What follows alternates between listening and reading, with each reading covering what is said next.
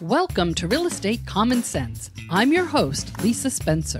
I grew up in a real estate family, was a top producing agent, and a managing broker for over a decade, eventually leading an office of over 400 agents.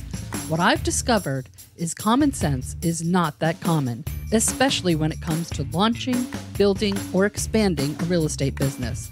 I have interviewed thousands of agents and helped hundreds launch successful careers. Today, we are going to talk about how to help sellers list in a dynamic market. We should begin this podcast with a warning that it is very content-rich, and you may want to have the ability to take notes. All of our podcasts are transcribed, so this may be a time you want to review the transcript to extract any elements you want to add to your listing consultations.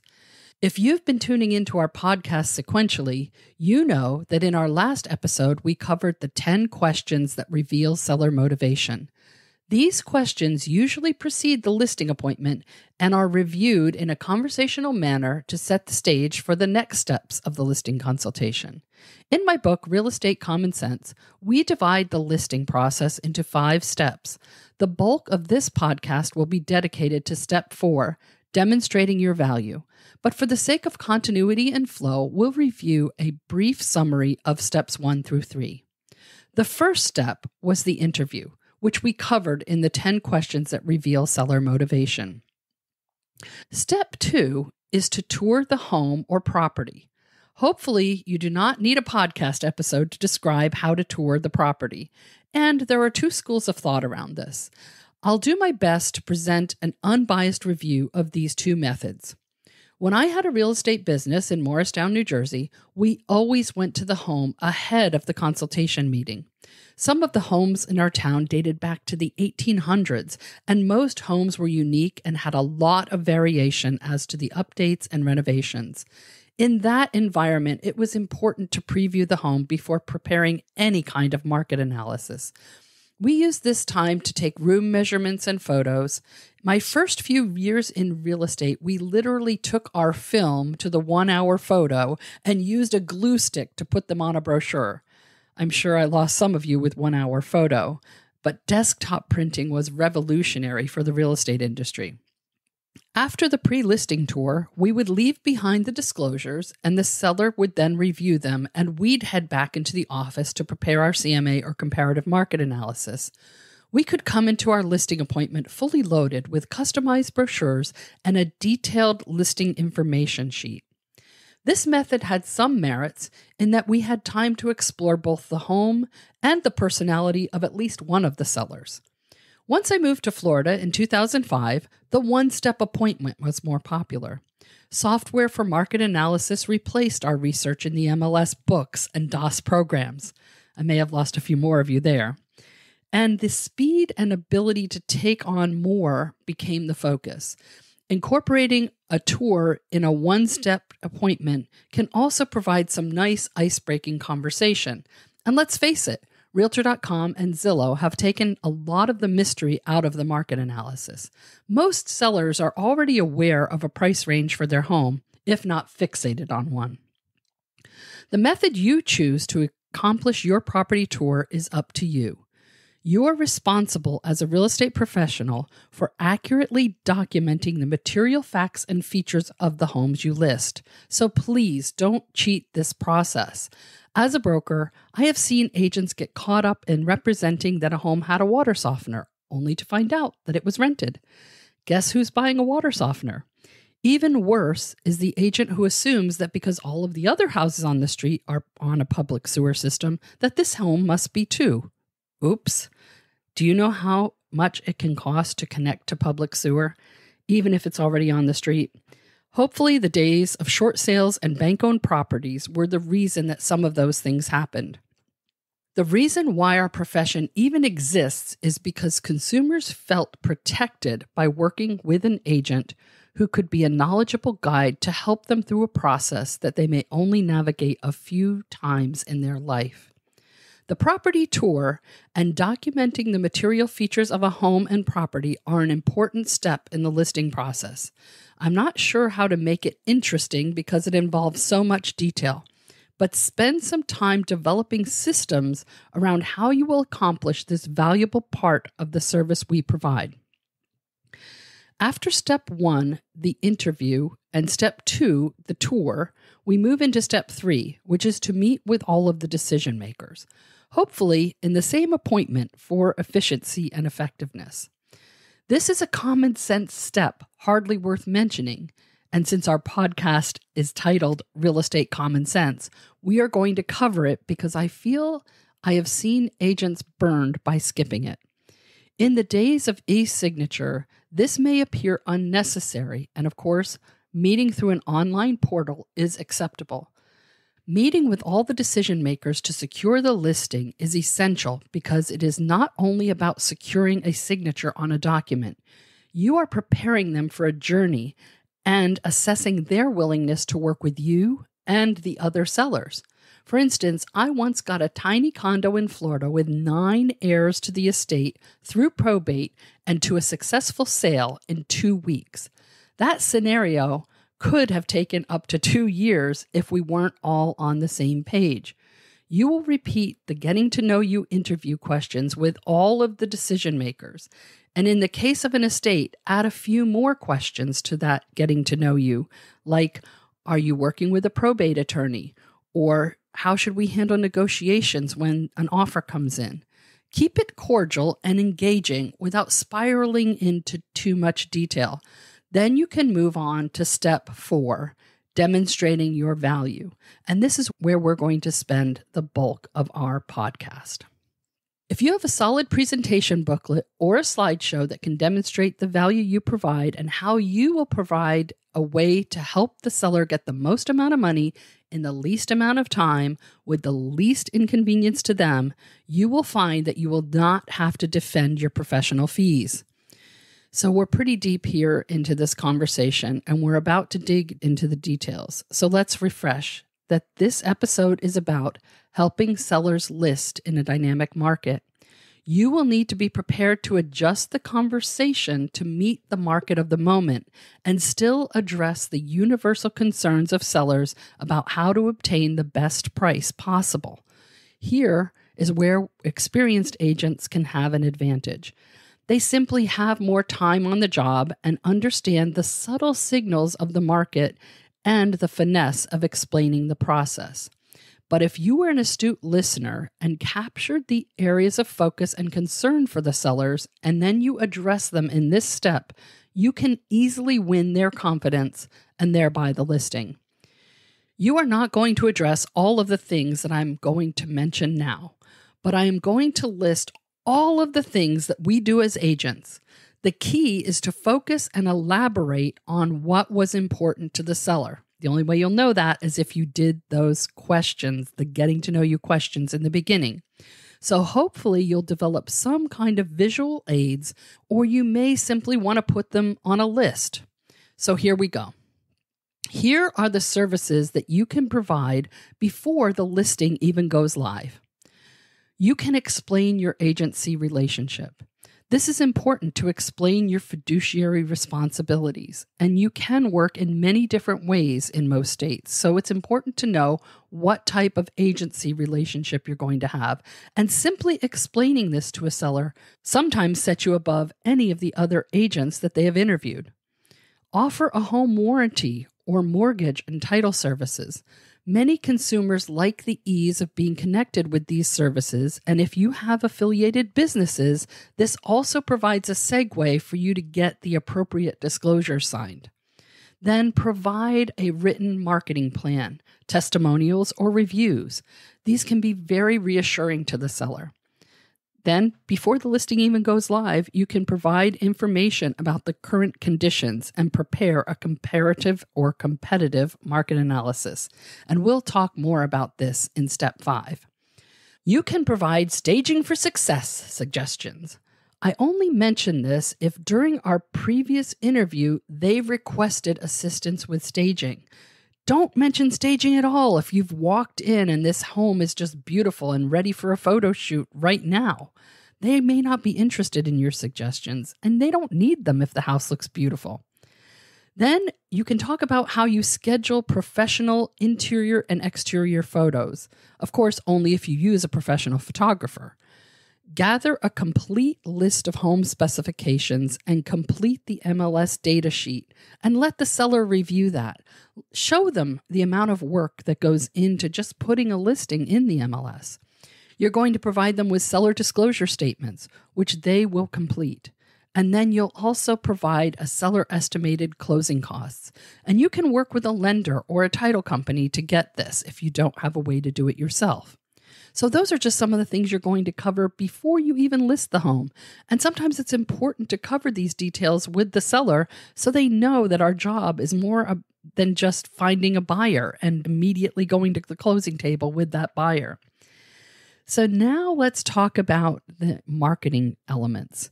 The following are what I feel are the minimum marketing efforts, the ones that make the most common sense. Successful agents can really shine during this step by featuring their advanced marketing and may have a larger marketing budget than you do. Hopefully, these suggestions will help a newer agent highlight their services. The first thing you can do is provide a professionally installed quality yard sign. Our sign installer investigates electric, cable, and water lines prior to installing a signpost. Cutting someone's cable off is not a good way to start your listing, so mentioning the fact that you use a professional sign installer could be something that gives you an edge. Then install an electronic lockbox. Well, doesn't everyone? Maybe not. Explain how electronic lockbox works, and that can be very reassuring for someone who has expressed concerns about safety. You may not even need to cover this, but covering it could be important if you learned that in their concerns about moving, they said, I'm concerned about a bunch of people coming through my house. So then discuss the advantages of the MLS system and the unique profession that we're in. They don't understand that by listing with one company, they're also exposing their home to other brands through the multiple listing service. Explain how syndication works and that you can confirm that the syndication has been done accurately on sites like Realtor.com, Zillow, etc. Describe your social media campaigns and how you'll communicate the results to the seller. Will you prepare a highlights brochure? And how will that material be distributed? Will you distribute it electronically? Will you do email campaigns? Will you use a QR code? Describing how you will market their home through a highlights brochure can be very important. Find out if they desire or will support a cooperative broker or public open house. Do you offer target marketing? Do you have a plan that involves circle prospecting or postcards? Explain how you will obtain and share agent feedback from your showings. How will you provide marketing updates? This conversation can secure a listing for you, especially if you are marketing the home in a buyer's market. Are you a skilled negotiator? Mentioning this could be reassuring to a first-time seller, and talking about negotiations can also provide an opportunity to expand the conversation around the conditions of the overall market before we get to step 5, where you'll establish the offering price. You have the ability to review potential buyers' mortgage information. We can emphasize that before taking their home off the market, that you will review all of the terms and conditions and walk them through the hazards of the due diligence period. That reassurance can really help in increasing the confidence and trust of the seller. This leads nicely to a place where you can talk about how you'll be an advocate for the seller from contract to close. The area of transaction management is where an agent can really feature their value. So this is where I have to take a little sidebar to talk about transaction management companies. Some offices offer transaction management services as a part of their service to agents, and others use them as additional means to produce revenue for the office. As a broker, our office used an in-house transaction company as a resource for training new agents. We required agents to do 4 transactions with that transaction manager and then let the agent choose if they wanted to continue using the service or manage their own. The reason we had this requirement is that real estate school does not teach an agent how to manage the 30 other service professionals that can potentially be involved in a transaction. New agents were required to shadow a transaction coordinator in order to understand the timelines and the need to assist the mortgage company, attorney, surveyor, and title company in achieving an on-time closing. Regardless of whether you decide to utilize a transaction coordinator, you should maintain all of the contact with the seller. It is in these conversations that you earn referrals in the future, and it is in the abundance of communication that we avoid the pitfalls that take transactions sideways. So let's review the basics of good transaction management. They involve a system for tracking deadlines and contract contingencies. You want to facilitate communication among all the parties involved in the transaction. This avoids the he said, she said moments that can get everyone agitated. Attend the home inspection on behalf of the seller. Yes, I feel that a listing agent should at least check in on every home inspection. Then work to resolve any home inspection issues and assist in setting up any repair work. Are you building your network of allied resources? This is where you can really shine. You may also want to help a seller confirm the disconnected utilities. Sellers often have a lot happening, and help with this is welcome. Then you're going to schedule a final walkthrough. Do the sellers need some extra time? Can you help by offering a cleaning service as a part of your marketing plan that will help make their experience so much better? Collect keys, garage door openers, etc. Today's smart homes present new challenges about transferring possession of a property. And lastly, attend the closing. Yep, attending the closing is important, especially if the seller signed in advance and is counting on you to be their representative. So, we covered a generalized list of most of the things we do as agents to provide value to sellers. I did a workshop in my office once, and an agent that transferred from another company said, "This is too much. I'm not going to do all this stuff." As you may have guessed, he left our brokerage. Having high standards for yourself and the professionals you associate with will build your reputation, and the converse is also true. The mortgage company that doesn't perform on time damages your reputation, even if you didn't recommend them. As the realtor, we are expected to improve and enhance the seller experience, and anything that goes wrong is a reflection on your performance in the seller's mind. Regardless of which of the items on the list of services that you choose to include or expound on during your consultation is up to you, as directed by the seller's needs. The one thing you absolutely must cover is the overall condition of the market. This is especially true in the market we are experiencing right now in 2023. And to keep the shelf life of this podcast, we'll cover how to frame market conditions in a general way. Some fabulous scripts, or as I like to call them, words that work, can be found in the book Real Estate Common Sense, available on Amazon, where we go into the detail of how to discuss things in different markets. My very first listing was for my friend, and at the end of my consultation, her husband said, "I now know more than I ever wanted to know about how real estate works." I may have overdone it, and as my career developed, I did attract the more detail-oriented clients. For broader application, we will start with the statistics you must know and share in every listing consultation. The first thing to do is to state and credit your sources. For example, you would say, "Let me share some statistics published by the Florida Association of Realtors. These statistics were published in the month of August and reference information up to the end of July." In a dynamic real estate market, things can change rapidly, so sourcing your data with the most current statistics is important. The first statistic is the number of current active listings in your market area. Later, you will offer a CMA that gets very specific, but the available listings in the market overall helps set the pace. You will then compare that number of total active listings at the same time last year. This number is then reflected as a percentage. So the conversation may go something like this. Last year, we had a total of 1,600 homes available in our county, town, or zip code. And this year, we have 1,835. This represents a 15% increase in the number of available homes in our area.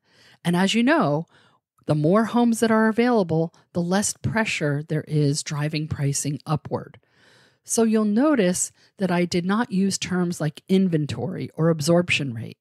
These are industry terms that can alienate the seller and can also confuse the point you're trying to make. So keep it simple and easy to follow. Remember, I said there were 1,600 homes available in our county last year, and this year there's 1,835. This represents a 15% increase in the number of available homes in our area. And as you know, when more homes are available, there is less pressure driving pricing upward. That definitely is terms that the seller can understand without using industry lingo. Then you're going to talk about the absorption rate. The absorption rate will be expressed in the MLS or the state and national records as months inventory. This number reflects how long it will take to sell every home in a designated market area at the current pace if no new homes entered the market. So 2020 through 2022 saw ridiculous low numbers. Our local county went down to less than 1 month's inventory in 2022, unlike January of 2008 when we had a 25-month inventory in the same county. At this point, you've established the pace of the market with a conversation about the ratio between the number of available listings and the absorption rate or months inventory, which demonstrates the number of qualified buyers that currently are purchasing homes in your area. So the last thing you cover is the overall increase or decrease in housing prices. Our local board tracks average sale price, which the state tends to track median price. I would use the median price when it's available, as an unusually high or low sale can impact the average sale price.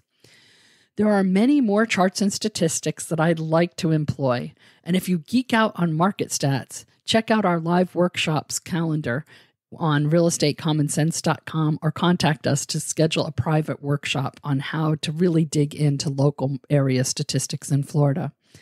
Covering the pace and the market, an overall increase or decrease in the median sale price establishes the environment in which your listing is going to be competing. When we jump right into a customized market analysis without taking the time to establish this environment, it sets the stage for the seller becoming fixated on comparing their home to one of the specific homes in the comps you offered in the CMA. Comparable homes that have sold only offer a rear view mirror view or a snapshot of the market in the moment that the CMA was prepared. By covering a broader market view, we offer a way forward into a market that they will be participating in. It's only after laying the important groundwork and inviting the seller's commentary and waiting for signs of acknowledgement of the reality of the current market that we move forward into their specific competitive market analysis. That's what I like to call a CMA.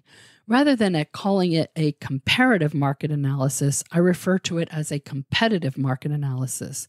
This is really what we're doing. I don't want buyers to just compare this home. I want this home to compete. I want buyers to compare our listing to the others and want to make this listing the best choice. The competitive market analysis is focused on helping sellers make a decision to win. If you would like to learn more about reviewing the CMA with the seller and how we cover Step 5, establishing an offered at price, tune in to our next podcast, where we'll look at how to close out the consultation with establishing the pricing window the seller will choose for marketing their home. If you are a new real estate professional, take some time to review the information in this podcast, because it will give you an advantage over the agents that will go into the consultation with a focus on just reviewing a CMA and getting their listing agreement signed. There's so much more to the service we provide to sellers, but if we don't know how to articulate it, who will know? Feel free to check out the tools on our website, realestateCommonSense.com, or purchase our book on Amazon. We hope you enjoyed this episode and will continue to join us as we share Real Estate Common Sense, support for agents launching, building, or expanding their real estate business. I'm your host, Lisa Spencer, sending love and wishing you success.